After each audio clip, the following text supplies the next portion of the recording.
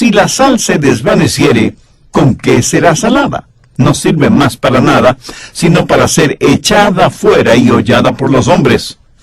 ¡Qué versículo más sorprendente! ¿No le parece? Un pequeñín se acercó donde su mamá y le dijo: «Mamá, ¿me darías $1 si me porto bien?». Y la madre distraídamente le contestó: «Hijo, ¿por qué no eres bueno por nada, como tu papá?». Le puedo asegurar que ella no quiso decir que su esposo era bueno para nada. Pero esto sirve para ilustrar el hecho de que muchos cristianos en nuestros días son exactamente eso, buenos para nada.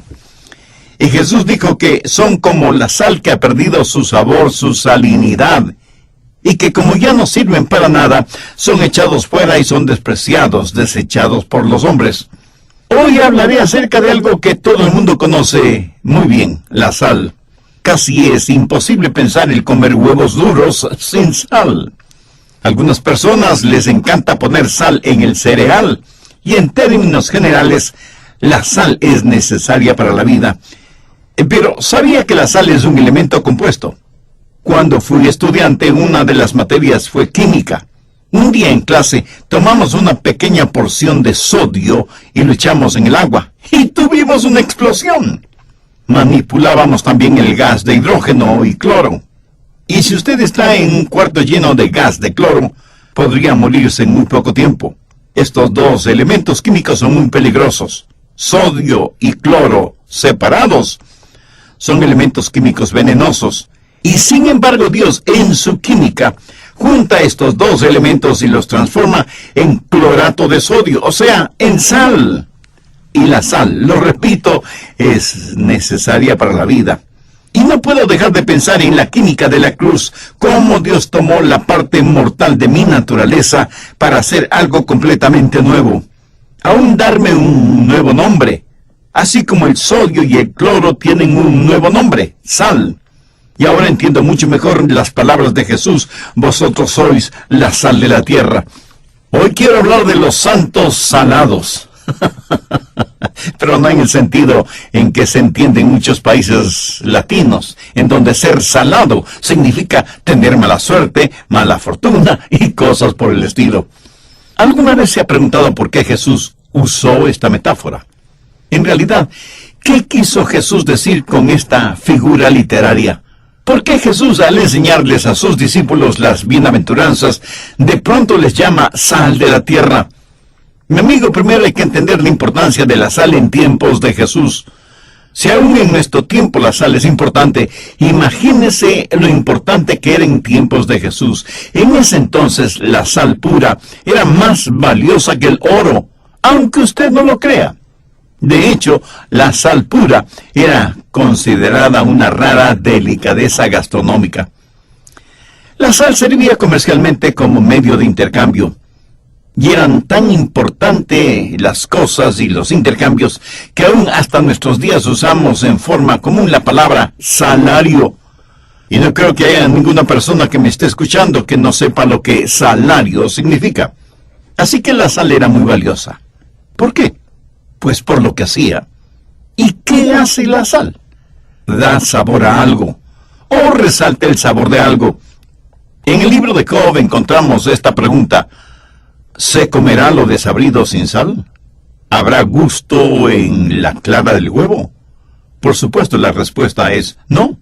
Así que los cristianos estamos supuestos a dar sabor a la sociedad en la cual vivimos. Tristemente, no es eso lo que está sucediendo. La mayoría de las personas viven vidas monótonas, insípidas, sin ningún sabor. Esa es la razón por la cual siempre están tratando de hacer algo para ver si algo cambia en sus vidas. Y aun que sea difícil el creerlo, eso sucede aún entre los cristianos. Solo están interesados en saber que después del fin de semana, el lunes todavía tendrán que ir a trabajar. Esas son vidas insípidas, sin sabor. Y esa es la razón por que la Biblia dice en Colosenses 4:6, sean vuestras palabras siempre con gracia sazonadas con sal. Debe haber algo emocionante acerca de cada cristiano. ¿Sabe por qué hay tantos sermones aburridos? porque quienes los dicen son aburridos. Un predicador fue a visitar a su doctor y le dijo: doctor, tiene que darme algo que me ayude con mis ronquidos. Oh, ¿sus ronquidos mantienen a su esposa despierta? No, doctor. Mis ronquidos mantienen a toda mi congregación despierta. Trata de que su hablar sea sazonado con sal, con brío, con entusiasmo. Pero ¿qué más hace la sal? La sal protege, preserva. Cuando Jesús habló de que eran sal de la tierra, la mayoría de sus discípulos eran pescadores y todos ese momento estaban junto al mar de Galilea. Obviamente ellos entendieron perfectamente bien el simbolismo, porque ellos usaban sal para evitar que los pescados se descompusieran, para retardar que la carne y algunos otros alimentos se dañaran. Y si alguna vez se necesitó el poder preservador de la sal, del Evangelio, es precisamente en estos días modernos de decadencia moral y espiritual. Pero la sal no solamente da sabor y preserva, sino que también cura. En Segunda de Reyes capítulo 2 tenemos la historia de Elías y de cómo con una vasija nueva con sal sanó las aguas que estaban contaminadas. Veamos el verso 21.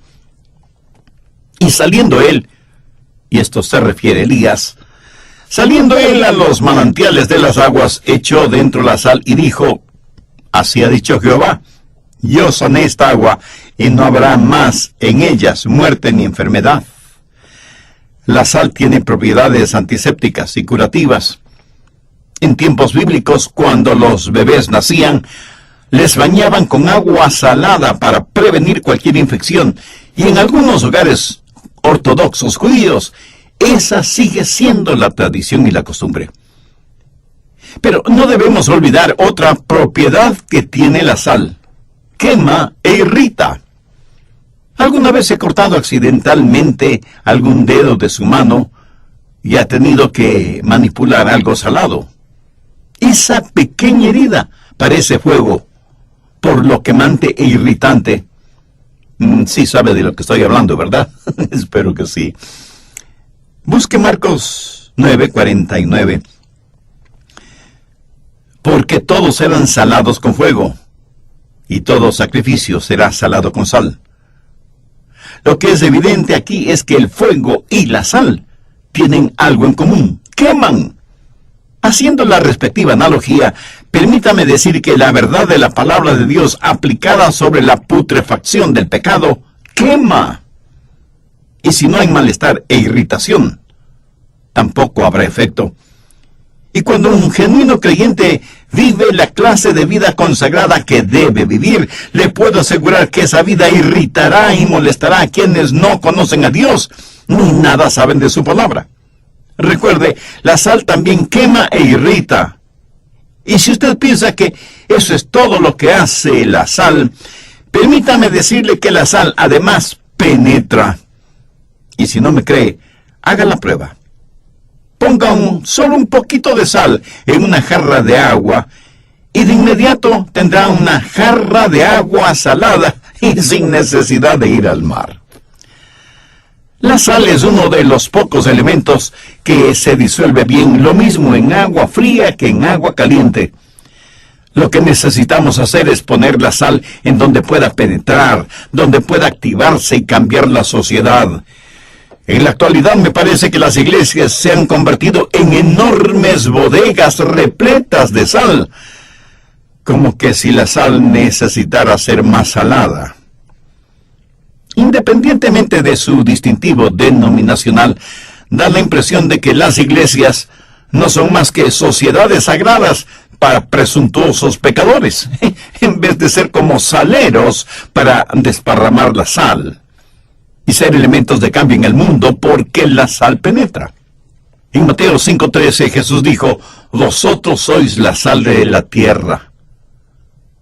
Por favor, note que Él no dijo: vosotros sois la sal de la iglesia. A veces veo que algunos cristianos tratan de ser más sal dentro de la sal. pero pierden por completo su salinidad tan pronto salen de la bodega, quiero decir de la iglesia. En la actualidad se escucha mucho acerca de la separación de la iglesia y el Estado. En el momento que cualquier pastor comienza a hablar sobre temas morales actuales y que tengan ramificaciones políticas, no faltará quien le diga: pastor, no debe predicar sobre esos temas, recuerde la separación de la iglesia y el Estado. Escúcheme, por favor. Los cristianos debemos ser la sal de la tierra y que debemos creer en la separación de la iglesia y el Estado cuando esto es entendido adecuadamente. Pero no debemos creer en la separación de entre la sal y la sociedad. Si los genuinos creyentes no dejan oír su voz ni viven con firmeza sus convicciones cristianas, cualquier nación del mundo tendrá como destino eterno el infierno. ¿Separación del pecado? Absolutamente sí. ¿Aislarnos de los pecadores? Absolutamente no. No debemos ser como saleros glorificados, que no queremos que nuestra sal sazone, dé sabor, conserve, sane y penetre la vida de los demás. Hace muchos años, en la ciudad de Nueva Orleans, en el estado de Luisiana, en los Estados Unidos, la Comisión de Parques organizó un evento para celebrar el hecho de que durante ese verano ninguna persona se ahogó en las piscinas públicas de la ciudad. Invitaron para esa celebración como a 200 personas y había como 100 personas salvavidas. Al final de la celebración, los 4 salvavidas que estaban de turno descubrieron que uno de los invitados estaba en el fondo de la piscina, ahogado. Paradójico, ¿no le parece? Un hombre se ahogó a pesar de estar rodeado de 100 personas salvavidas. Me pregunto cuántas almas se condenarán estando en nuestras casas o vecindarios y rodeados de personas que decimos ser sal de la tierra, o salvavidas, si lo prefiere. ¿Sabía que la sal contaminada se disipa? Miremos nuevamente Mateo 5:13. Vosotros sois la sal de la tierra. Ahora, por favor, ponga mucha atención en lo que sigue. Pero si la sal se desvaneciere, ¿con qué será salada? En tiempos bíblicos obtenían la sal principalmente del Mar Muerto, en donde existe la mayor concentración de sal de todo el mundo. Cuando el sol está sobre el Mar Muerto, evapora las aguas, y el mineral que queda es la sal. Pero no es la clase de sal que usted usaría en las comidas o en su mesa. ¿Por qué? Porque está contaminada. Es terrible. Es nauseabunda. Y si usted solo la probara en ese estado, la sentiría completamente amarga. Sí, es sal. Pero toda la pureza de la sal se ha evaporado, y todo lo que ha quedado son los elementos químicos y las impurezas. Como sal ha perdido todo su valor. Y no solo que ha perdido su valor, sino que es peligrosa. Si un agricultor pusiera esa sal en sus sembríos, cualquier cosa que haya sembrado se moriría.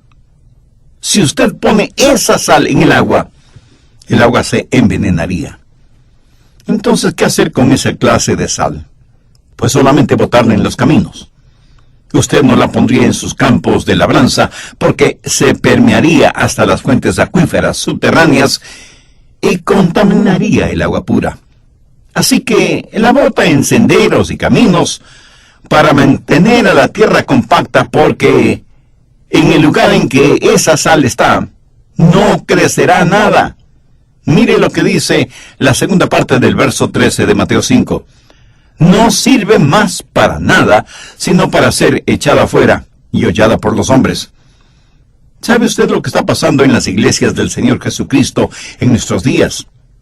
¿Sabe lo que está sucediendo con los cristianos en esta era moderna en que vivimos? Que los ateos, los humanistas, los evolucionistas y los religiosos liberales están caminando sobre nosotros como bien les place. El hazmerreír de todos los que se proclaman políticamente correctos es el hombre o la mujer que tiene fuertes y firmes convicciones espirituales, éticas y morales. Prácticamente nos tienen bajo sus pies. Y seguramente habrá algún ingenuo que me diga, pero pastor, no están supuestos a amarnos. Escuche bien lo que voy a decir para que no me malentienda. A mí me tiene sin cuidado si me aman o no. Es más, yo no quiero ser amado por ellos. Y usted me dirá, el pastor no está siendo un poquito prepotente. No. Y permítame responderle con las palabras de Jesús que encontramos registradas en Lucas 6:26. ¡Ay de vosotros! Cuando todos los hombres hablen bien de vosotros. Como hijas e hijos de Dios, debemos anhelar que nos respeten, porque la triste realidad es que el mundo, nuestra sociedad, ya no respeta a los creyentes evangélicos. ¿Sabe por qué? Pues porque hemos perdido nuestra salinidad, nos hemos vuelto buenos para nada, hemos perdido nuestra sal. Y por eso no tienen ningún problema pisoteándonos psicológicamente, por ahora, porque estoy convencido que uno de estos días nos pisotearán literalmente. Si alguna vez se sintió la necesidad de que la sal haga el trabajo que se supone debe hacer, es precisamente en este tiempo en que vivimos. ¿O estamos esperando que corran ríos de lágrimas y de sangre para que como individuos y como nación nos humillemos y doblemos nuestras rodillas delante de Dios? La decadencia espiritual y moral de todo el mundo debe ser preocupación de todos nosotros, no de unos pocos ungidos para esa causa. Si alguna vez nuestros países estuvieron en la encrucijada es precisamente ahora, y muchos cristianos no entienden eso porque ellos mismos son santos sin sal, son santos que no sirven para nada, y luego se quejan de que los hombres les pisotean.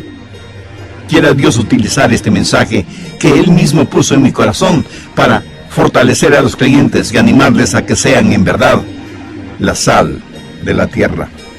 Permítame enfocar un poco más en lo que está sucediendo en la historia norteamericana en las últimas décadas, porque lo que sucede aquí tiene repercusiones internacionales a corto y largo plazo. En 1962, la Corte Suprema de los Estados Unidos abolió la oración en las escuelas públicas. Luego, en 1963, se decretó la prohibición de la lectura de la Biblia por considerarla que era inconstitucional. En 1980 se decretó que también era inconstitucional la exhibición de los 10 mandamientos en lugares públicos, porque las personas podían ser influenciadas por ellos. O sea, no querían que fueran influenciadas en aquello de no matar, no robar, no adulterar, no mentir, no codiciar. Y ahora estamos viviendo y viendo las consecuencias de esa falta de influencia. En 1987, para todo propósito práctico, los Estados Unidos de Norteamérica se volvió legalmente un país ateo. ¿Sabía que hay más libertad religiosa en la antigua Unión Soviética que en los Estados Unidos? Dios, la Biblia, los 10 mandamientos y la oración han desaparecido del sistema educativo público norteamericano. Pero la distribución de condones, píldoras anticonceptivas, la libertad sexual, el homosexualismo, el lesbianismo, el humanismo y la enseñanza de religiones orientales son cosas legales en las instituciones de educación pública. En 1973 se legalizó el aborto. El 23 de enero de 1973, para mí, es la fecha más fatídica en la historia norteamericana, cuando 9 jueces de la Suprema Corte de Justicia, luciendo sus togas negras como autoproclamados sacerdotes del nuevo humanismo, clasificaron a los bebés en el vientre de sus madres como no personas. Ese bebecito, por lo tanto, no es una persona. Y porque no es una persona, no tiene ningún derecho.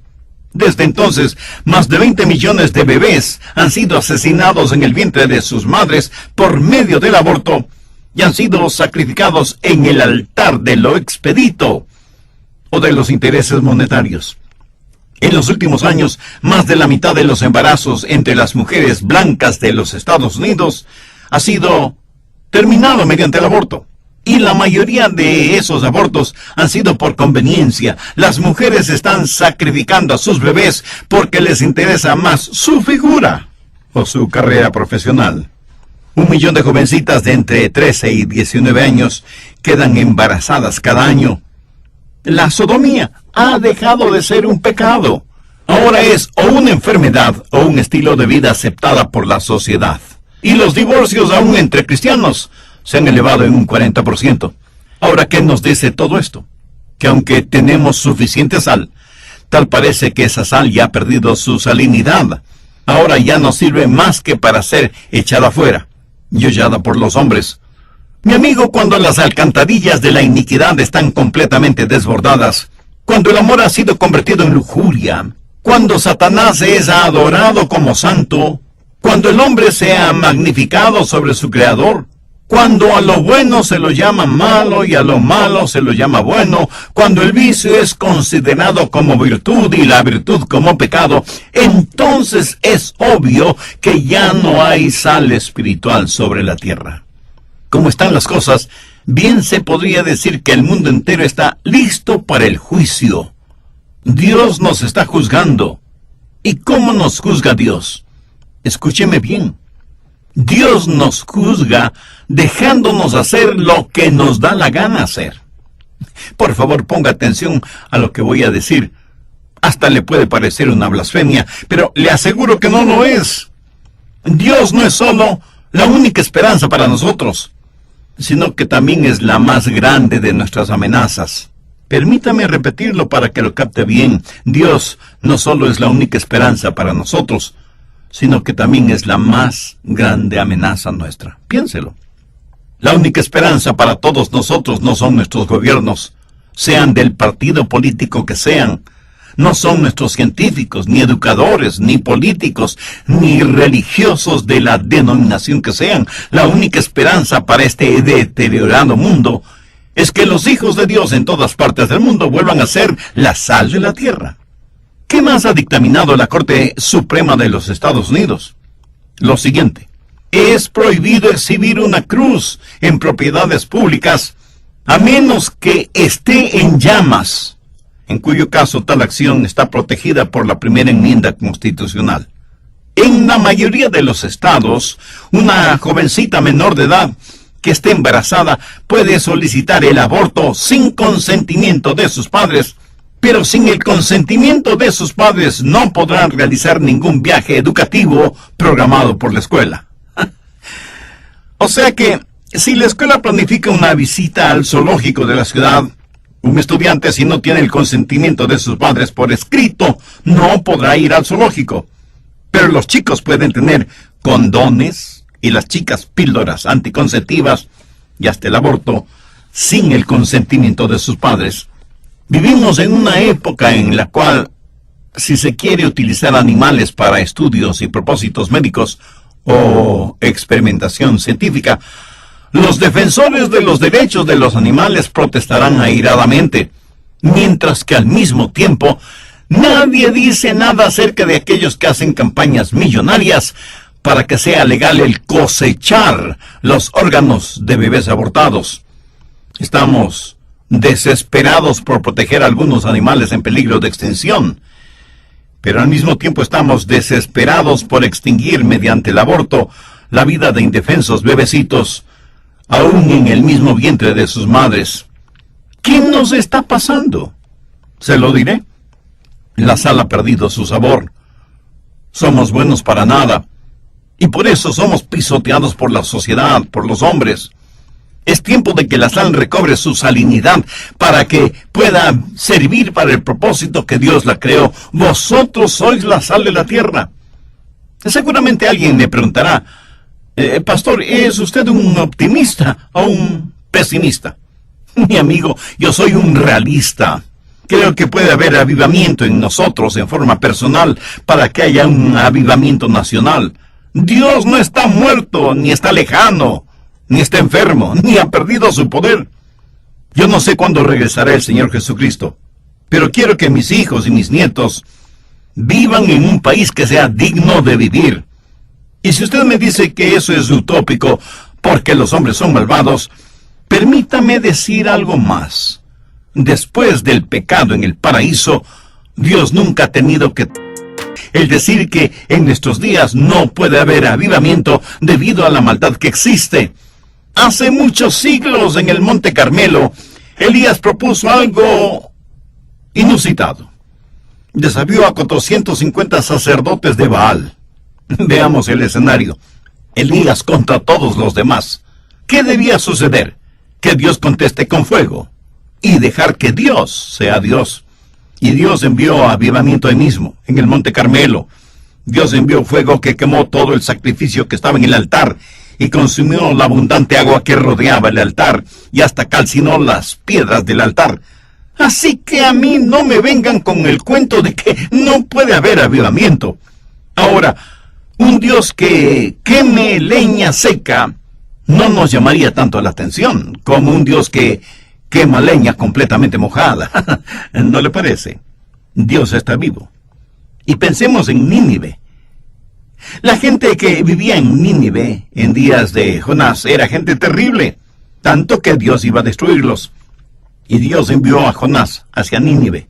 Y después de varios extraordinarios eventos en la vida de Jonás, eventos que creo que todos los conocemos, Jonás finalmente entregó a los habitantes de esa gran ciudad el mensaje del amor de Dios. Y desde el rey hasta el último de los súbditos se arrepintieron de sus pecados.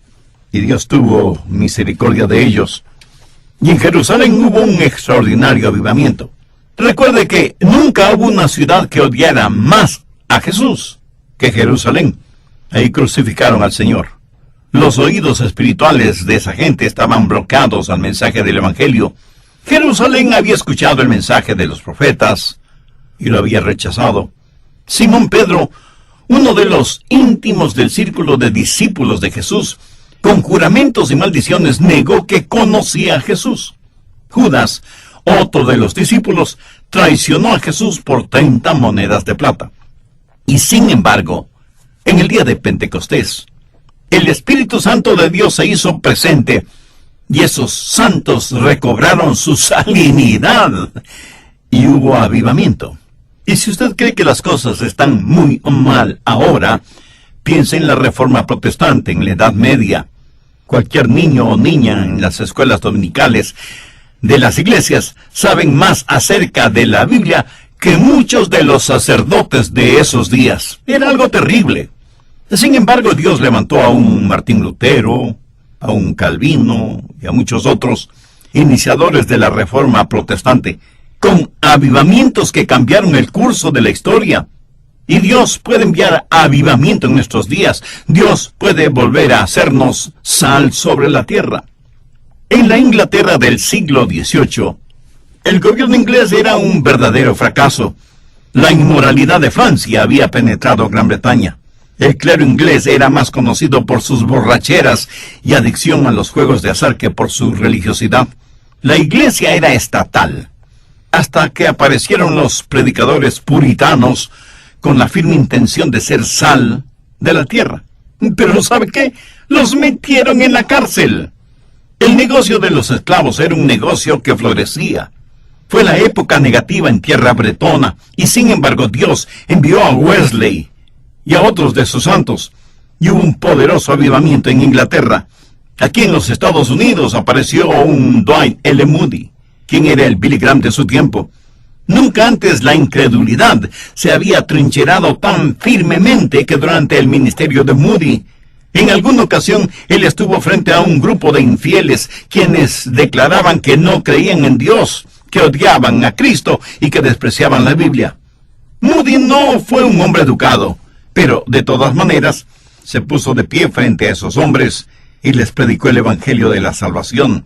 Y el poder de Dios se derramó sobre esos hombres debido a que un hombre seguía siendo la sal de la tierra. Así que no diga que no puede haber avivamiento en nuestros días, o que es demasiado tarde para nosotros como individuos y como nación. Y así como hay pecado en Hollywood, y hay pecado en la industria pornográfica, y hay pecado en todas las esferas y niveles del gobierno, tenemos que reconocer con absoluta tristeza y vergüenza que hay también pecado en la iglesia.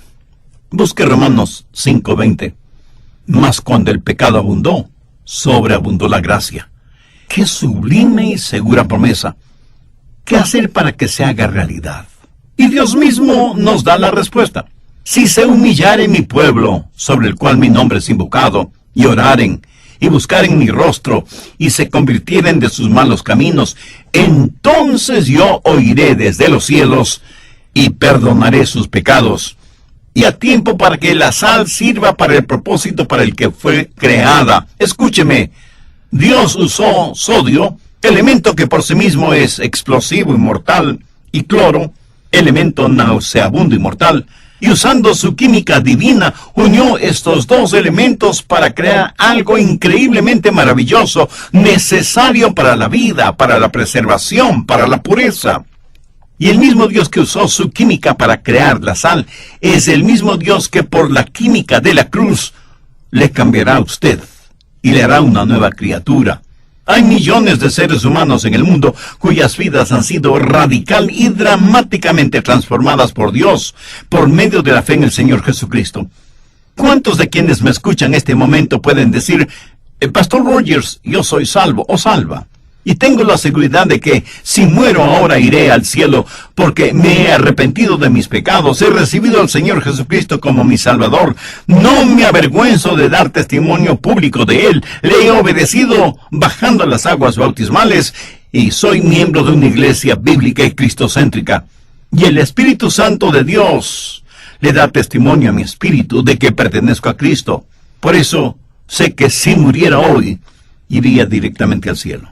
Si usted puede decir eso, doy gloria a Dios porque usted es mi hermano o mi hermana en la fe y estamos unidos en los lazos del eterno amor de Dios. Pero si usted no puede hacer esa declaración, necesita ser salvo ahora mismo. Las páginas del Nuevo Testamento están saturadas con la declaración: cree en el Señor